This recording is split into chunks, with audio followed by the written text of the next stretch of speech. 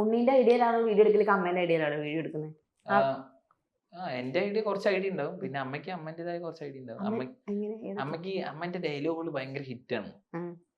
മറ്റേതെന്താണ്, കോഴിമുട്ടയ്ക്ക് തൊപ്പ വലിക്കല്.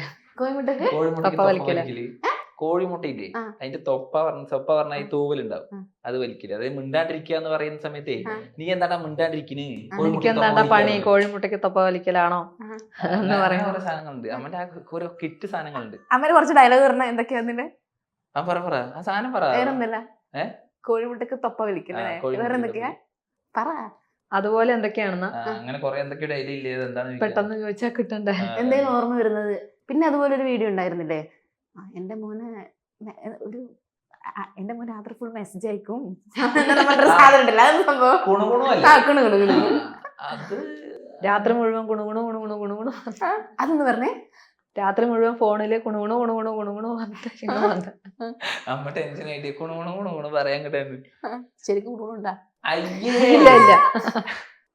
ഇല്ല നമുക്ക് നിങ്ങളെ നാട്ടിൽ യൂസ് ചെയ്യുന്ന കുറെ ഭാഷകളൊക്കെ ഉണ്ടാവില്ലേ, അതാണെന്ന് തോന്നുന്നു കൂടുതൽ വീഡിയോയിൽ നിങ്ങൾ ഉൾപ്പെടുത്തുന്നുള്ളൂ അല്ലേ?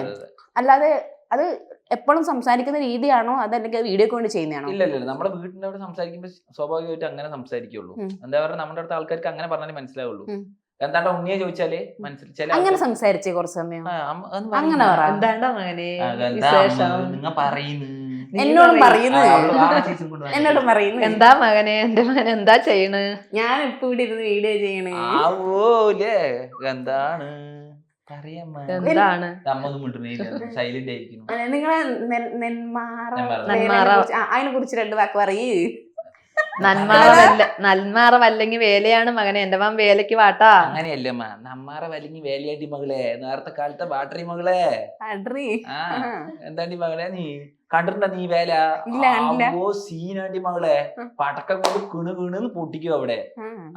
സീനാണ്. നീ വന്നിട്ടില്ലല്ലോ നേരത്തെ കാലത്തെ. വാ